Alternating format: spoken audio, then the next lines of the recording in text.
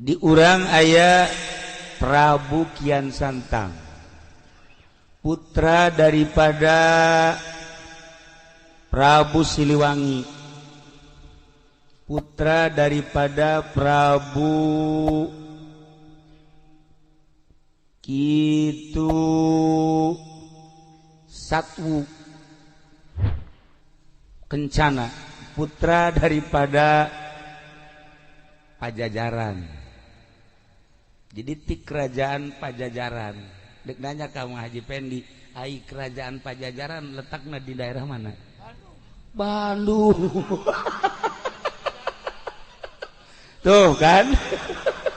Tambah pasar Pajajaran. Ya Allah. Numantak ulah disangkanya na diajak ku Haji Agus, Haji Sarua pinter na tuh teu. Diajak mah diajak bae. Jeung lain teu dibere nyaho. Isuk-isuk dibere nyaho lohor geus eueuh. Magrib dibere nyaho atuh jam 12 geus eueuh. Eta ilmu bisa kitu ilmu. Lah iyalah para jamaah kaum muslimin wal muslimat rahimakumullah. Singkat bae ya mah. Tahun 1315 Masehi diangkat Prabu Kian Santang jadi panglima perang. Kulantaran nyana diangkat jadi panglima, nyana neangan musuh. Di Bogor sahanu jago, di Jawa Barat sahanu jago, di luar Jawa Barat sahanu jago. Bebejalah kabapana Prabu Siliwangi, Abah, kula diangkat jadi jelema sebagai panglima perang.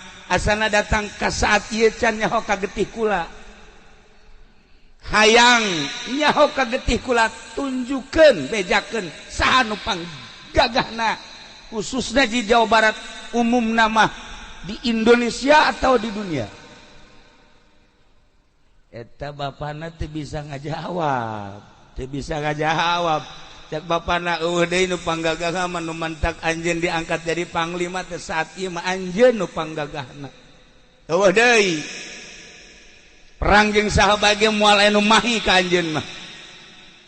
Keur ngobrol kitu jol aya aki-aki. Cak aki-aki teh ulah kitu sebab dunia lain Indonesia doang. Kerajaan lain di Indonesia hungkul. Besi hayang nyaho nu gagasan ieu panggagahna sadunya eta ayana di Mekah. Ngaranna saha ki? Ngaranna Sayyidina Ali. Barang geus gabejaan kitu les eueuh aki-aki. Nyana terus bae neangan jalan ke Mekah yang gapanggih jeung Sayyidina Ali. Padahal Sayyidina Ali teh kapan geus maot jauh. Ialah kehebatan Sayyidina Ali karramallahu wajhah. Di alam barzah nyana mah bisa muncul. Nyana neangan jalan kumaha carana hayang ka Mekah. Dipapatkeun ilmuna. Eta mah sarua ilmu eta mah sebab nyana can Islam jeung ilmu du dicekel ku Haji Pendi. Nah, eta babacaan ge boro-boro urang jin ge teu ngartieun. Eta hebat Haji Pendi. Nu mantek nyana kukula dianggap bisa bahasa eta, bahasa jin nyana ge termasuk min jumlatihi.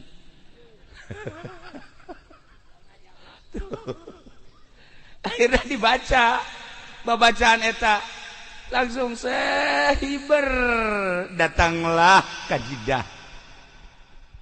Begitu datang ke Jidah, luak-liuk tanyain eueuh. Begitu tanyain eueuh ka saha, ieu sinanya katinggali di kajauhan aya aki-aki. Diudag ku nyana, barang diudag kebeneran kapanggih jeung aki-aki teh ditanya mirip-mirip jeung anu harita aya di kerajaan. Aki-aki teh asa siga kieu. Lamun ku urang di deuleu meureun siga si eta bae aki-aki teh. Karena itu mah gagah ieu mah wallahu alam.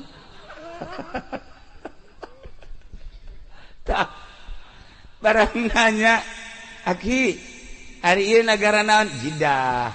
Jeddah ke Mekah deket. Oke. Cak Aki emang aya naon kula hayang kapanggih jeung ngaran Sidina Ali bejana pangjagona. Bener cek nya. Bisa mun hayang kapanggih lain bisa deui hayu dianter. Nah, lamun Aki daek dianter kula bunga luar biasa. Ya anter. Ayo dianter lempang sekitar 50 meter cek si Aki. Aduh, hampura jang. Tungked Aki tadi tuh diurut ngobrol orang tinggalin. Coba pang mawakeun ka dieu. Pang mawakeun, cepet. Lompat. Langsung aya tungkedna di dinya cabut. Dicabut teas. Sakali teas, 2 kali teas, 3 kali teas keneh bae. Sia tungked aya-aya bae ngahesekeun ka aing, dipapatkeun ku nyana bahasa cuas-cuasna. Nu tadi teh begitu dipapatkeun diangkat. Masya Allah lain kaluhur beuki ka handap. Sakali deui angkat make papat anu luar biasa. Beuki ka handap katilu kali dinyakeun kaluar getih sabulu-bulu. Tidinya nyana ngahulang si Aki datang deui jang aya tungkedna aya atuh lain diangkat beuki horeng ieu mah tungked meureun jadi ka jero. Teu bisa kaangkat ieu baki. Teu bisa kaangkat. Coba ku Aki Bismillahirrahmanirrahim. Diangkat jababari. Masya Allah. Cekian santang. Babacaanna kok aneh. Babacaanna kok aneh. Cek Aki-aki ente boga kesulitan naon bae, boga kesulitan naon bae. Bacaan Bismillahirrahmanirrahim. Lawang hese dibukana sok bacaan Bismillahirrahmanirrahim. Mantap Kaji Pendi pernah harita lawang na dikunci maca bismillah ngencengan. Horegan bismillah ge lain sa bismillah bismillahna. Lamun bismillah make sungut doang mah atuh pamalingan ge bisaeun. Atuh pamalingan ge bisaeun, DPR ge bisaeun maca bismillah. Atuh pan wallahu alam ka dituna mah. Ya pemerintah ge aya di ceramah maca bismillah heula, ngan nyaho ingetna ka Allah eta bismillah nyaho ingetna. Ke mana?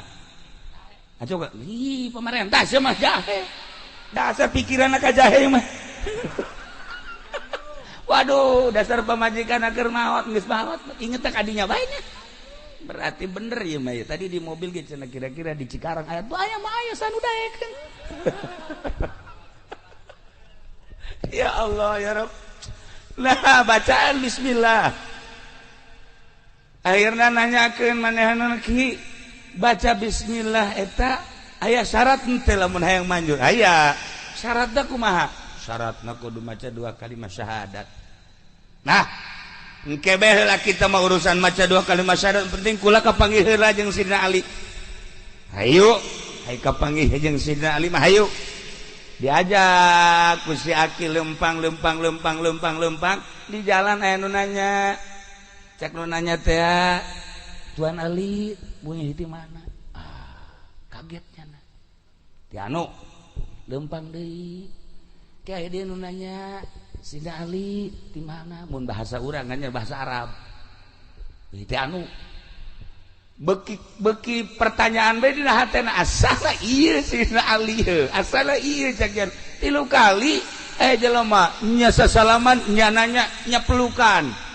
Akhirna nya nanya ka ieu ye kanu katilu mun cek urang mah ari ieu emang saha masih ieu lah Sidina Ali. Masyaallah caknya atuh langsung ditangkep atuh lain bebe jati tadi ngisin-ngisin kula bae paingan eta tungked ku kula diangkat teu bisa aju ku anjeun mah bisa. Nah ku ari geus kajahoan bahwa kula Sidina Ali ente kan di Indonesia teh nek neangan jago nek hayang tarung henteu boro-boro tarung jeung jelema ngangkat tungked ge geus teu kuat. Tah jelema arif wali Allah kekasih Allah teu kudu gelut dek dakwah teh ngarupa bae henteu kudu wah saudara atuh iya mah iya jadi pendi mun dakwah lain ngalobaan Islam lain ngalobaan lain ngayak lain yakin ngalobaan lain bahkan anak nage arindit ayolah akibat lalagaan dakwah nu asli seperti tadi bil ahwal bil af'al karak bil aqwal Masya Allah Karim kos gitulah akhirnya dipeluk sangat jadi peluk kula menta jampe nu tadi cek Sayyidina Ali bisa dibikin jampe nu tadi asal maca 2 kalimat syahadat ayeuna kaula dek baca 2 kalimat syahadat sok dibaca asyhadu an la ilaha illallah wa asyhadu anna muhammadar rasulullah beres langsung berangkat ke Indonesia hibar teu bisa lantaran babacaan nu tadi makan babacaan Hindu kuari makan geus Islam kunyana dibaca babacaan nu tadi teu manyur akhirnya maca bismillahirrahmanirrahim rada hampang tapi can bisa hibar rada hampang coba Bang Haji bismillah coba kikituan coba baca sekali baca 2 kali 3 kali dibere cara ku Sayyidina Ali hei anjeun teh ayeuna geus Islam deki berka Indonesia moal bisa make bahasa jeung wirid anu sok dipake ku anjeun bacalah bismillah jeung bacalah ieu wali bejakeun anu ieu nama bismillah na baca 9 kali ulah napas tambahan baca ieu perem sok berangkat dibaca sesuai jeung perintah Sayyidina Ali set datanglah ke Bogor tidinya menghadap ke bapakna bebeja bahwa kaula selama ieu teh aya nang tangan Sayyidina Ali nu gagah teh ternyata lain sembarangan horeng gagah teh gagah zahiran wa batinan kula geus asup Islam bendulah Prabu Siliwangi akhirna indit Prabu Siliwangi geus indit tetep bae anjeunna kan diangkat jadi panglima terus dakwahnya terus ngajakan Islam ngan harita aya jelema nu ngomong Prabu hari anu Islam biasanya sok disundatan nah cek mana kula ge inget kula ge harita ku Sayyidina Ali disundatan cek yana maka wari ente nu paheula disundatan mangga disundatan kunyana disundatan kabeh henteu disesakeun jang pamajikanana jeung tunggul-tunggulna bea kabeh didinya lah langsung ngagoler bae lah atuh kabeh bea maka pas di daerah anu disundatan paeh teh eta teh lemburna ngaranna Islam Salam Islam Salam nah atawa Islam Nunggal nu kabelah dieuna dibahasakeun ku urang Garut mas Salam Nunggal tadi nama Islam Nunggal kulantaran rada hese dilempengkeun Salam Nunggal tidinya Sayyidina Ali ke Mekah deui hayang kapagih jeung Sayyidina Ali lantaran nu disundatan paeh bebeja nyana Tuan Ali hampura kula di ditu nyundatan kok kula mah teu paeh ai itu mah paeh kumaha cara nyundatanna dibeakeun kabeh atuh deuleuh deuleuh nu maneh beakeun teu henteu atuh ulah kabeh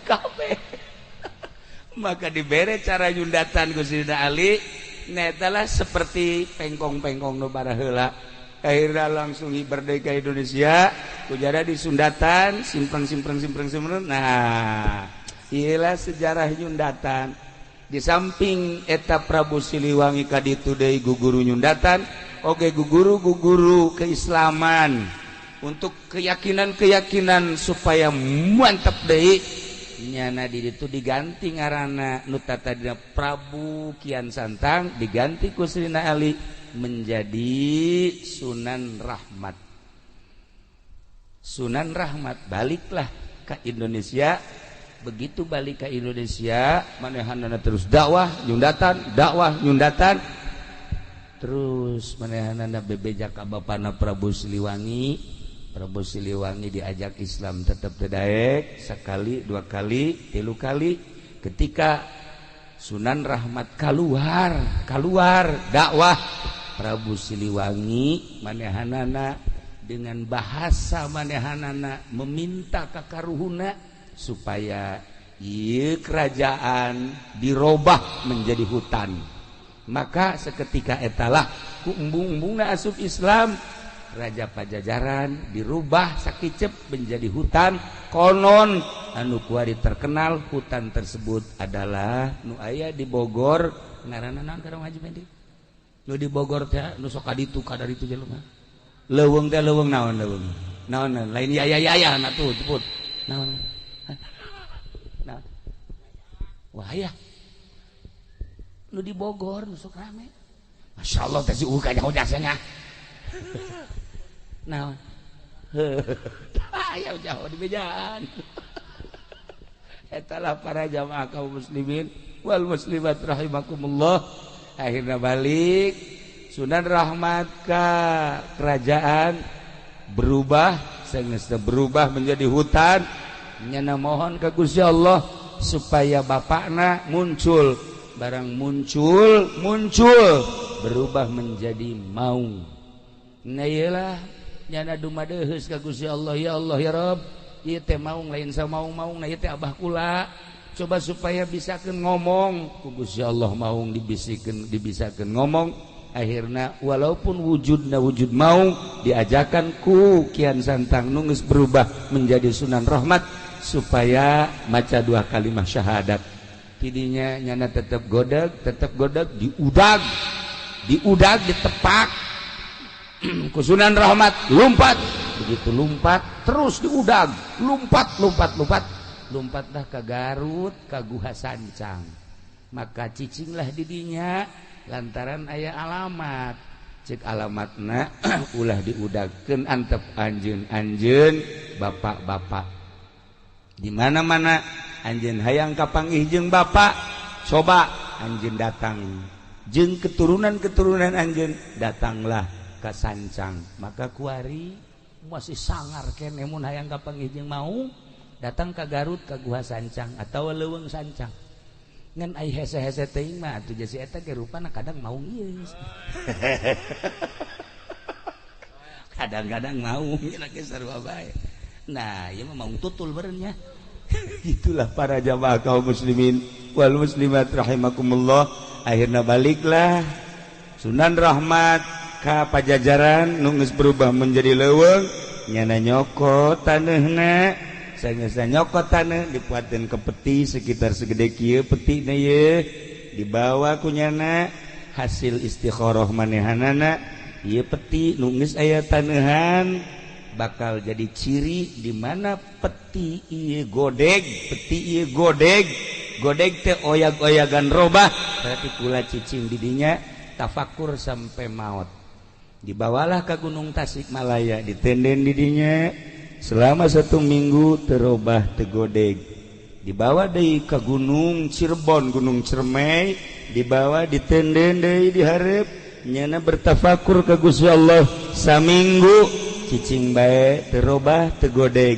Dibawalah ke Gunung Suci Garut, ditenden kakarek sapeting doang, ieu geus godeg. Nah berarti kaula kudu cicing di dirobah godeg teh menjadi godog. Itulah para jamaah kaum muslimin wal muslimat rahimakumullah. Terus banehanana tafakur, terus banehanana mujahadah di gunung eta, lain berarti can jadi wali Allah untuk terus naikkeun makomnya, naikkeun pangkatnya, jeung embung balik deui ka Pajajaran. Kerajaan-kerajaan diserahkeun kabeh ka ahli waris anu sejenna, manehanana mah hirup menyendiri, tafakur eueuh nu nyaho, mujahadah, riyadhah terus di gunung suci datang ka maot. Gitulah para jamaah muslimin wal muslimat, cerita asal usul tentang nyundatan. Berkeliaranlah akhirnya guru-guru anu bisa nyundatan asli dari Sunan Rahmat, terus ke Karawang, terus ke Cikarang, terus ke Tangerang, terus ke Serang, terus ke mana-mana. Baheula mah di Sundatan sekaligus aya babacaan khusus di Sunan Rahmat. Tidituna ti Sayyidina Ali karramallahu wajhah. Itulah para jamaah kaum muslimin wal muslimat rahimakumullah, maka maotlah anjeunna di luhur gunung suci godog mutatadina godeg, kemudian aslina nyana ngaran Prabu Kian Santang, dirobah diganti ku Sidina Ali menjadi Sunan Rahmat Suci Godog, berarti keturunan Pajajaran. Nah iyalah anu terus dakwah. Alhamdulillah Jawa Barat khususna umumna nyebrang terus ke Lampung, terus ke Kalimantan. Iyalah Sunan Rahmat Suci nunyana mengakhiri hirupna sorangan di luhur gunung. Mantap besi aya di Cikarang kuari anu haju hirup sorangan eta ge buat teuing ulah sok suuzon meureun nya eta ge termasuk aya tetesan gede hutang. Gitulah para jamaah kaum muslimin wal muslimat rahimakumullah. Lantaran batur kula ge kadang-kadang nu ieu nyorangan kadang-kadang ditanya ge teu daek nembalan. Atuh horenganan teu jauh urusanana seperti itu tadi. Para jamaah kaum muslimin wal muslimat rahimakumullah. Nah sesuai jeung naon kitu garana hajat ieu sesuai jeung maksud Haji Rusli nyundatan silsilah nyundatan seperti tadi. Insyaallah simkuring malam ieu istirahat, kemudian isuk menuju Garut ziarah ka Raden Rahmat, diangkat menjadi kitu Prabuna dileungitkeun sebab eta mah kehinduan baheula, maka dijadikan adalah ngarana Sunan. Sunan eta asli nama cek Sunan Ampel adalah sungsuhunan. Sungsuhunan eta pangluhurna mun di bangunan. Geus lamun aya seorang wali kahiji kadua katilu geus jadi mursyid maka disebutlah Sunan. Kuari ge loba ye di Cikarang Sunan. Loba alhamdulillah gua ge ngadenge Karawang, Cikarang geus loba Sunan ye. Masyaallah karim. Alhamdulillahirabbil alamin. Eta mah kudu hubunganana jeung nu gendut eta di dieu sakara Sanen. Sunan Sanen. Sebab nyana di ditu aya kali jodoh. Para jamaah kaum muslimin wal muslimat rahimakumullah, ila para aulia Allah. Lamun wali sanga geus jelas Cirebon, kemudian Banten aya hiji nu mencil di dieu. Ieu adalah Sunan kitu Raden Rahmat anu nyana diangkat jadi panglima 13 15, kemudian 1350 manehanana naik ke gunung. Lamun 15 13 datang ke 15 50 seberapa tahun eta? Berapa tahun? 77 tahun nyana naik ke gunung. 7 tahun di luhur gunung wafat. Insyaallah sekilas di sejarah kewalian aya lamun dicaritakeun kitu guru-guruna kabeh terterang ngaran-ngaran. Keluargana terterang ngaran-ngaran. Nyana di Pajajaran kamayana kalima, kemudian anak-anakna Prabu Siliwangi kabeh tertera dan lain-lain sebagainya. Aya selembaran-selembaran di kitab-kitab anu teu bisa dijual belikeun, ieu mah nyaritakeun sejarah tentang asal usul nyundatan. Beusi Bang Haji Pendi hayang disundatan kedua kali insyaallah di dieu beusi aya rangda umurna kira-kira 35 tahun bikin ka Haji Mamin. Tapi lamun aya nu 80 ka manehna. Sakitulah ala kadar tisim kuring. Nah, maka terakhir kitu hapunten dina samudaya kalepatan sareng kakira-kirana. Wallahul muwaffiq ila aqwamit thoriq. Wassalamualaikum warahmatullahi wabarakatuh.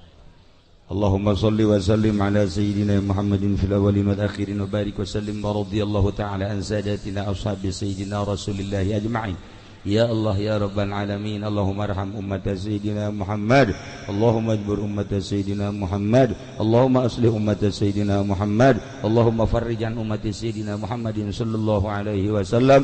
Allahumma anfa'na bima 'allamtana wa 'allimna ma yanfa'una wa zidna ilman wa yaqinan wa zidna ilman wa yaqinan wa zidna ilman wa yaqinan walhamdulillahi ala kulli hal wa na'udzu billahi min kulli hali ahli an-nar. Allahumma hasil maqasidana bil khair, hasil maqasidana wa muradana bil khair. Allahumma hasil maqasidana wa muradana wa muradal muslimin wa murad sahibil hajat bil khair. Rabbana taqabbal minna innaka antas samiul alim wa tub alaina innaka antat tawwabur rahim. Rabbana atina fid dunya hasanah wa fil akhirati hasanah wa qina adzaban nar. Wa shalli wa sallim ala jami'il anbiya'i wal mursalin walhamdulillahi rabbil alamin wallahu al muwaffiq ila aqwamit thariq. Wassalamu alaikum warahmatullahi wabarakatuh.